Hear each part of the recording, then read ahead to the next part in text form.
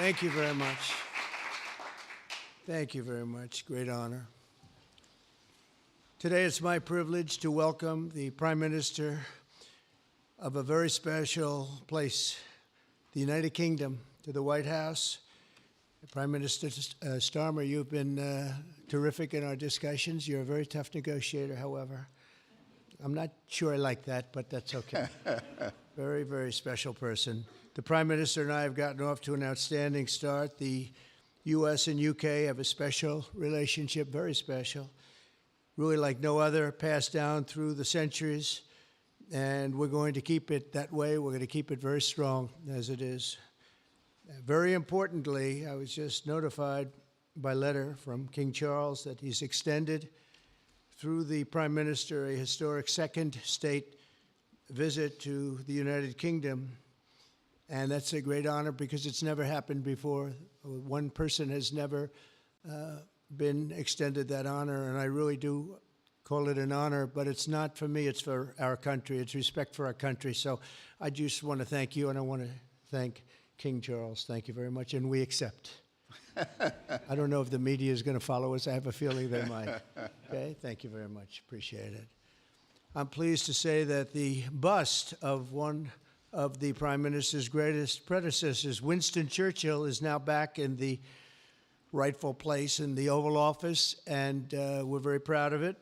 Our meeting today and the various breakout sessions we had were tremendously productive. Most importantly, I provided the Prime Minister with an update on our efforts to end the bloody and horrible war in Ukraine with Russia, which would never have happened if I were president. That was not going to happen. I promise you that. After 3 years of hellacious conflict, approximately 1 million Ukrainians and Russians have been senselessly killed, but the number, I believe, is much higher than that. Countless schools, hospitals, towns, and beautiful ancient churches have been absolutely obliterated. To begin the process of ending this spiral of death, I had historic back-to-back calls with President Putin, very successful calls, I might add, and President Zelensky, and my team also spoke with the Secretary General of NATO on numerous occasions, and we're working very hard to get that war brought to an end. I think we've made a lot of progress, and I think it's moving along pretty rapidly. And I want to thank all of the people that are here that have been working on it. And we'll let you know what happens. It'll either be fairly soon or it won't be at all.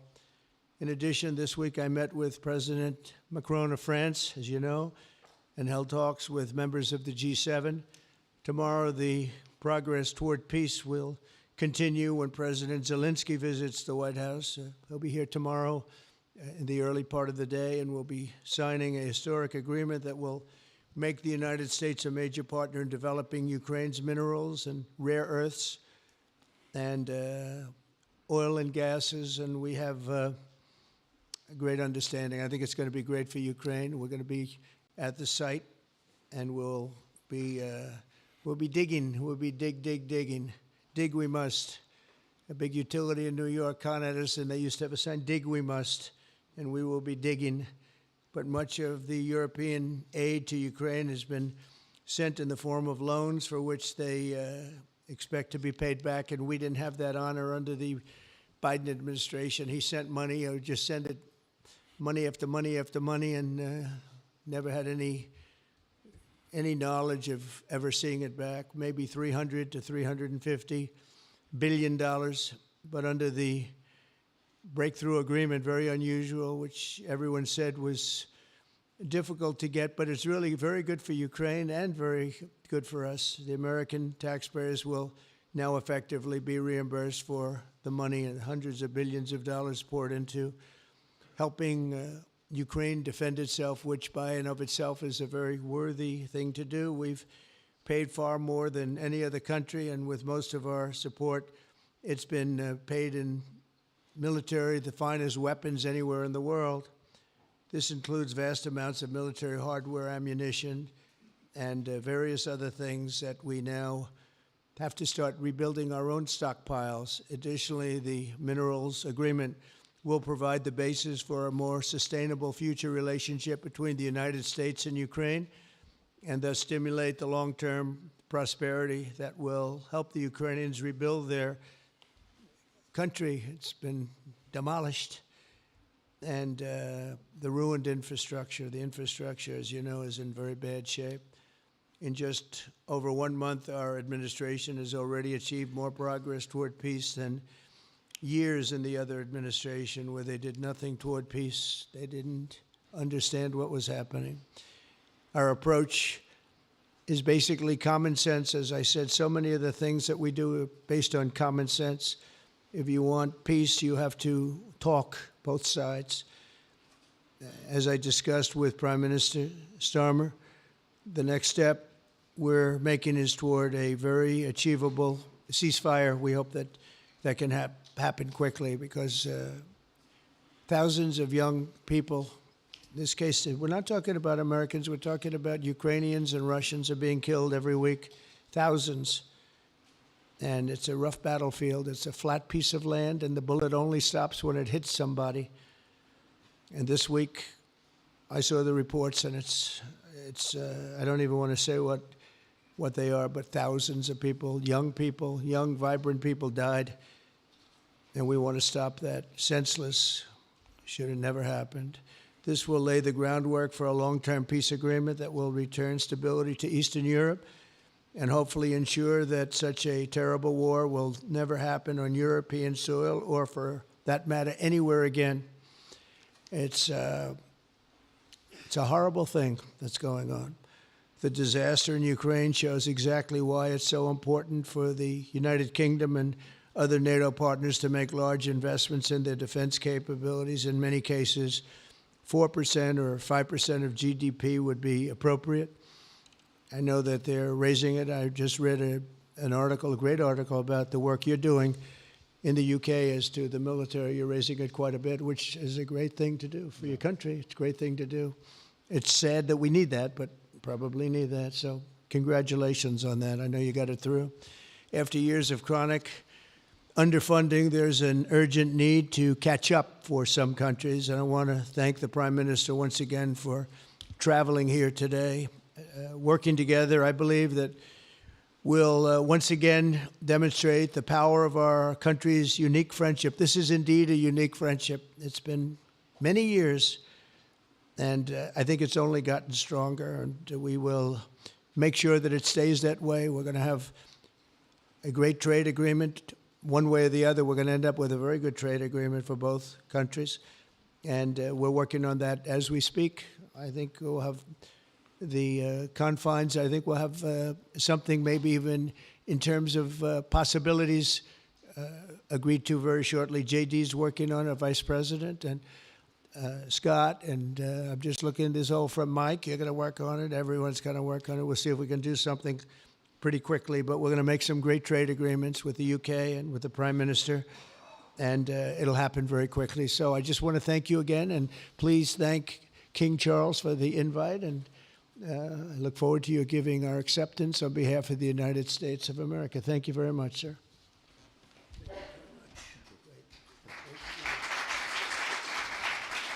Thank you. Well, thank you very much, Mr. President. Thank you for your hospitality. Thank you for your leadership. This has been a very good and very productive visit. And with your family roots in Scotland and your close bond with His Majesty the King, it's good to know that the United Kingdom has a true friend in the Oval Office. And it was so good to see the bust of Winston Churchill back in its rightful place just a moment ago. But look, in a moment of real danger around the world, this relationship matters more than ever. We remain each other's first partner in defence, ready to come to the other's aid, to counter threats wherever and whenever they may arise. No two militaries are more intertwined than ours. No two countries have done more together to keep people safe.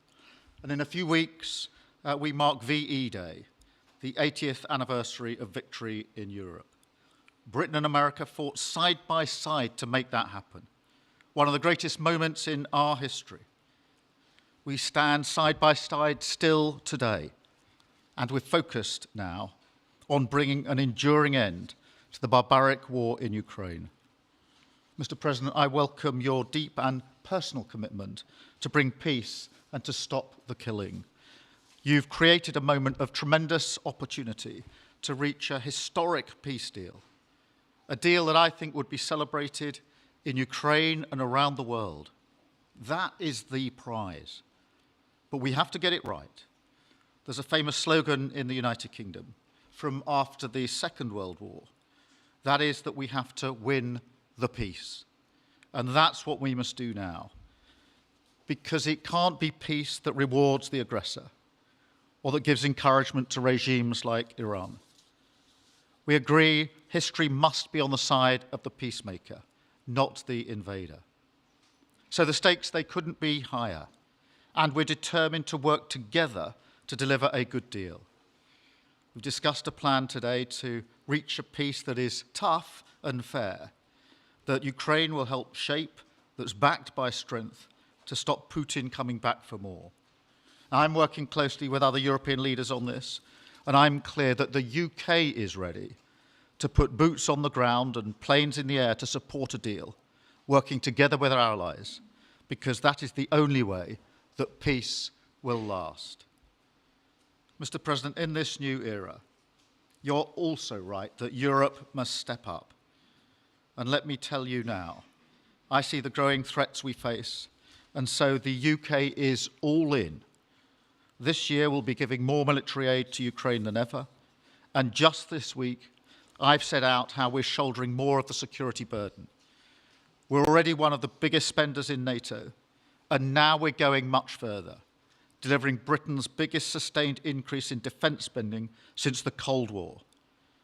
This isn't just talk, it's action, rebalancing the transatlantic alliance, making us all stronger, and standing up for our shared values and shared security, as Britain always has. Mr. President, it's no secret we're from different political traditions, but there's a lot that we have in common. We believe it's not taking part that counts. What counts is winning. If you don't win, you don't deliver. And we're determined to deliver for the working people of Britain and America, who want and deserve to see their lives improve. So we're both in a hurry to get things done, and that's what the UK and US do when we work together. We win and we get things done. So we'll do what it takes to keep our people safe. We'll also work together to deliver some big economic wins that can benefit us both. We have a $1.5 trillion invested in each other's economies, creating over 2.5 million jobs across both economies. Our trading relationship is not just strong, it's fair, balanced, and reciprocal. We're leaders together in so many areas, ranked 1 and 2 in the world as investment destinations, 1 and 2 for universities, 1 and 2 for Nobel Prizes, 1 and 2 in golf as well, by the way, and we're the only 2 Western countries with trillion-dollar tech sectors, leaders in AI. And look, we take a similar approach on this issue. Instead of over-regulating these new technologies, we're seizing the opportunities that they offer. So we've decided today to go further, to begin work on a new economic deal with advanced technology at its core. Look, our 2 nations together shaped the great technological innovations of the last century. We have a chance now to do the same for the 21st century. I mean, artificial intelligence could cure cancer. That could be a moonshot for our age. And that's how we'll keep delivering for our people. There are so many opportunities. Keep our nation strong and fulfill the promise of greatness that has always defined this relationship. Finally, to underline the importance of this bond. It was my privilege and honour to bring a letter with me today from His Majesty the King. Not only sending his best wishes, but also inviting the President and the First Lady to make a state visit to the United Kingdom. An unprecedented second state visit. This has never happened before. It's so incredible, it will be historic. And I'm delighted that I can go back to His Majesty the King and tell him that President Trump has accepted the invitation. So thank you. Our teams will now work together to set a date, and we look forward to welcome you in the United Kingdom. Thank you once again. Thank you very much. What a beautiful accent. I would have been president 20 years ago if I had that accent. Thank you very much. Okay, let's see here. Go ahead, please. Thank you, Mr. President. Earlier today, you told me that you believe that foreign countries pay tariffs, but Americans who are concerned about higher prices believe, as most people do, that they're paid by consumers and importers when they import things into this country. Can you explain how you came to this belief that foreign governments are paying tariffs? And for the Prime Minister, did you discuss with President Trump his repeated statements of desire to annex Canada? And has the King expressed any concern over the President's apparent desire to remove one of his realms from his control? So I'll go ahead. The first part, the tariffs are necessary because we've been treated very unfairly by many, many countries, including our friends, friend and foe. But we've been treated very unfairly in trade at levels that nobody's really ever seen before, and especially under the Biden administration, they really took advantage of the United States. I put massive tariffs on China during my 4 years. We had the best economy in the history of our country. Probably the best economy, maybe the best economy in the history of the world. And I used tariffs to even things up. And in particular with China, we took in hundreds of billions of dollars and we had no inflation. And it's a myth. It's a myth that's put out there by foreign countries that really don't like paying tariffs, and especially to even up. So we've been treated badly by a lot. We're using tariffs. And I find, and you just have to look at the numbers, but I find that it's not about inflation, it's about fairness, and the inflation for us has not existed, and I don't think it's going to exist. We're going to bring our car industry back, we're going to bring our chips back, we're going to bring so many things back to our country, including pharmaceuticals and drugs, and the thing that's going to get us there is tariffs. And I say often, it's my favorite word in the dictionary, but I always preface that by saying now, because I got into a lot of trouble with the fake news where they say that's not good, so I say God, love, family, wife, they're all my favorite words, but tariff is about number 4 or 5 on the list.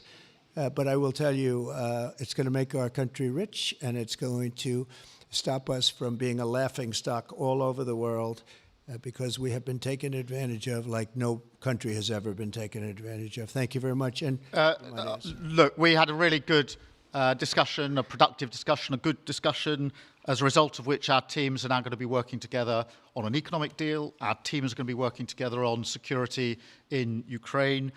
You mentioned Canada. I think you're trying to find a divide between us that doesn't exist. We're the closest of nations, and we had very good discussions today, but we didn't discuss Canada. Thank you. Please. Go ahead. Go ahead. Yes. Thank you. Hi, Natasha Clark from LBC. Mr. President, you've said you're working on a new trade deal with Britain, which we of course welcome. President Obama once said Britain was at the back of the queue for that trade deal. Where are we now? When do you think we're going to see that? And Prime Minister, the BBC has today admitted serious flaws over the recent Gaza coverage, suggestions of payments made to people linked to Hamas. Does the BBC still have your trust? Thank you. Well, they didn't do well with President Obama. He'd never got a lot of things done, and he didn't get a trade deal done that was of any importance or magnitude. We've had great discussions on trade, and I think we're going to have a deal done rather quickly as it can be done. We're going to have something, I think, rather quickly. We expect to do that. Okay? Please. On the BBC, look, I've been concerned about the programme in question. The Secretary of State had a meeting with the BBC. I think it was yesterday, could have been the day before. Thank you. Jeff, go ahead. Thank you, sir. Pardon me. Mr. President, do you support Article 5 of the NATO treaty? And are you concerned that it might be triggered if European peacekeeping forces end up in Ukraine? I support it. I don't think we're going to have any reason for it. I think we're going to have a very successful peace, and I think it's going to be a long-lasting peace. And I think it's going to happen hopefully quickly. If it doesn't happen quickly, it may not happen at all. And we want it for two reasons. Number one, I want to see on a humane basis, I want to see soldiers stop getting shot, because largely it's soldiers now. Towns have been obliterated, but it's largely that. And I don't want to pay billions and billions and billions of dollars, nor does the Prime Minister or anybody else, on a senseless war that should have never happened. And we're going to get it taken care of. But I think it's going to be a peace that's going to be long-lasting. Do you have a question for the Prime Minister? Thank you. Mr. Prime Minister, you were asking the President today about a backstop for Europe if the peacekeeping force ends up in Ukraine. Did you feel like you got a satisfying answer for yourself and for Europe? And Mr. President, if you want to comment on that as well, please do. I felt we had a very productive discussion. Obviously, as the President says, the deal has to come first. But yes, our teams are going to be talking about how we make sure that deal sticks, is lasting and enforced. So our teams will be talking about that. Okay. Please, Blue. Mr. President, some experts think it could take more than a decade to mine the precious minerals from Ukraine.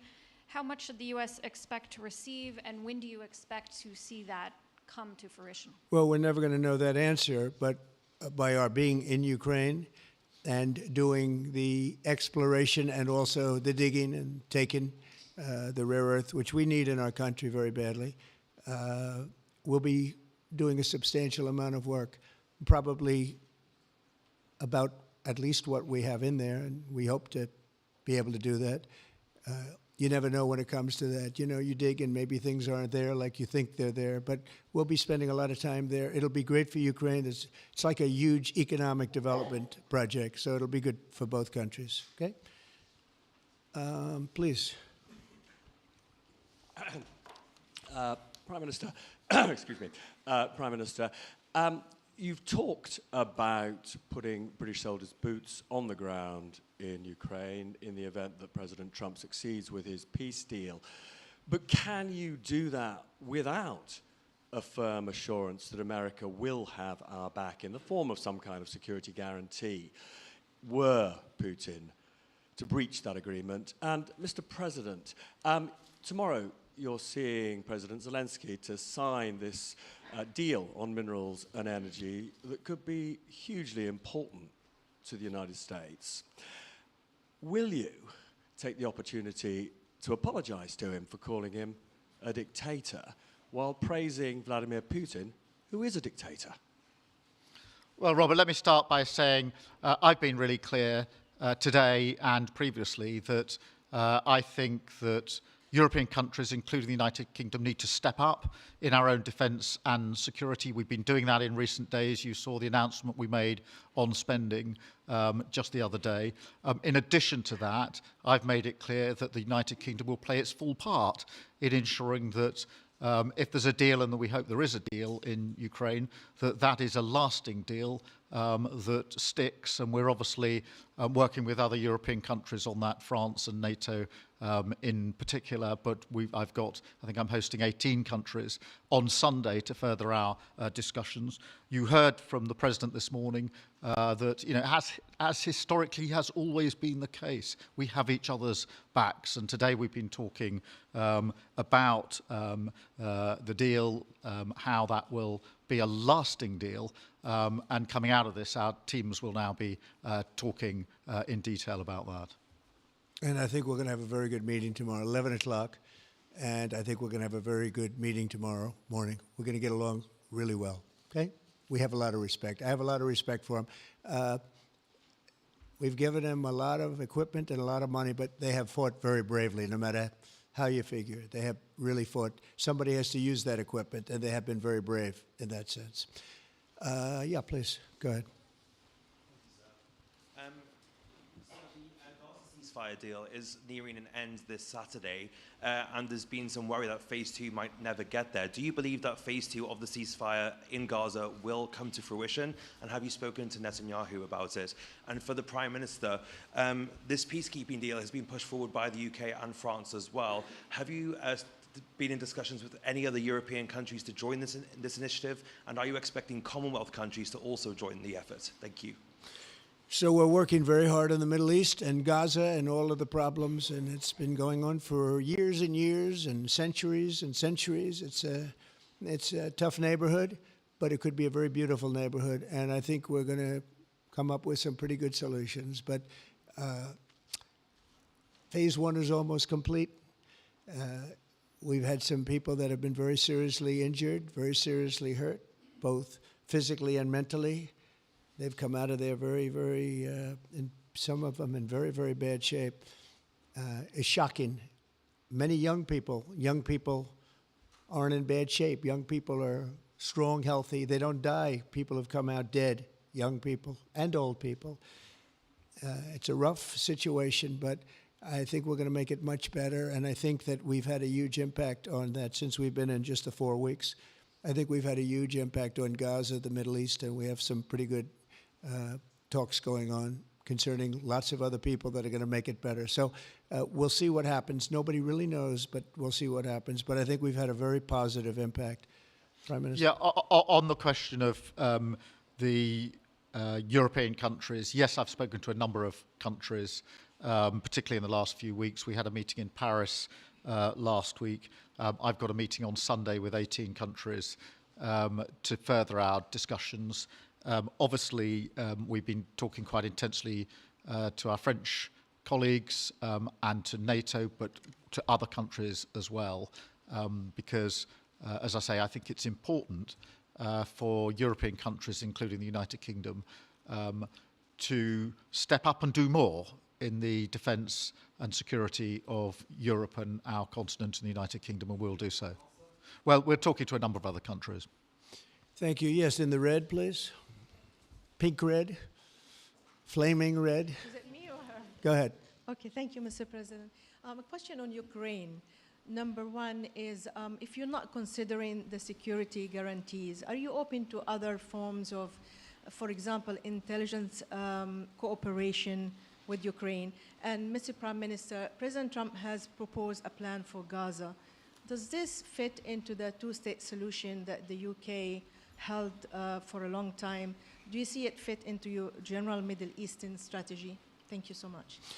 Yeah, thank you very much. We're open to many things, but before I even think about that, that's almost pleasant to think about because that would mean that peace has been arrived at. We have to arrive at that peace. And, you know, you went 3.5 years with an administration that never even really had a meeting. They didn't have a meeting on peace. And there was no prospect of peace. I think, frankly, Russia wanted to go through the whole long deal. I don't think they do anymore. I don't think they do. We had a very big impact on that whole situation. But I don't like talking about phase 2 until I get phase 1. Phase 1 is I have to make peace. And we have to get Russia to agree. We have to get Ukraine to agree. And I think we will, I think we've come a long way. I believe we're going to get it done. I wouldn't say that if I didn't think so. And I think it will be very important, very historic, and we're going to save a lot of lives. On the question of Gaza, the last few weeks of the ceasefire have been very impactful. And for me, there are 2 images that I remember more than any other. The first is Emily Damari, who is British, being reunited with her mother. You may remember she had her fingers missing after what she endured. That was an incredible moment. I'd spent a lot of time with her mother whilst she was held captive, and her mother went through absolute torture. The other image was thousands of Palestinians marching through rubble, trying to return to their communities and their homes. So we have to do everything we can to ensure that the ceasefire continues, so that more hostages can be returned, so that aid can be brought in that's desperately needed. We need to allow Palestinians to return and to rebuild their lives, and we must all support them in doing that. And yes, I believe that the two-state solution is ultimately the only way for a lasting peace in the region. And think of that, she came home with her fingers and part of her hand blown off. That's terrible. How bad does it get? And we had others that came home in much worse shape than that. Yeah. It's a terrible situation. Please, yes. Thank you. Mr. President, did our Prime Minister persuade you not to put tariffs on the UK? And if I may, Prime Minister, do you think that Vladimir Putin is a man who will keep his word? Thanks. He tried. He was working hard, I'll tell you that. He earned whatever the hell they pay him over there. But he tried. I think there's a very good chance that in the case of these two great friendly countries, I think we could very well end up with a real trade deal where the tariffs wouldn't be necessary. We'll see. But he earned whatever they pay him. He earned today. He was working hard at lunch, and I'm very receptive to it. I think in all fairness, in all seriousness, I think we have a very good chance at arriving at a very good deal. JD and Scott and Howard, all the people are working on it, and I think we have a good chance at arriving at a deal that could be terrific, really terrific for both countries. Okay? Thank you. On the second part of the question, I think my views on Putin are pretty well rehearsed and pretty well known. My concern is that if there's a deal, and I hope there is a deal, that it must be a lasting deal, that it's not a temporary measure. And that is why I think it's really important that Putin knows that this deal, a historic deal, which I very much hope comes about, is there, and it's a lasting deal, and that we're able to deal with any inclination he has to go again or go further. I think we'll have two deals. I think we'll have a deal on ending the war, and I think we're going to end up with a great trade deal with you. And it's an honor to be with you, and I want to thank everybody very much. Thank you very much. Thank you. Thank you very much.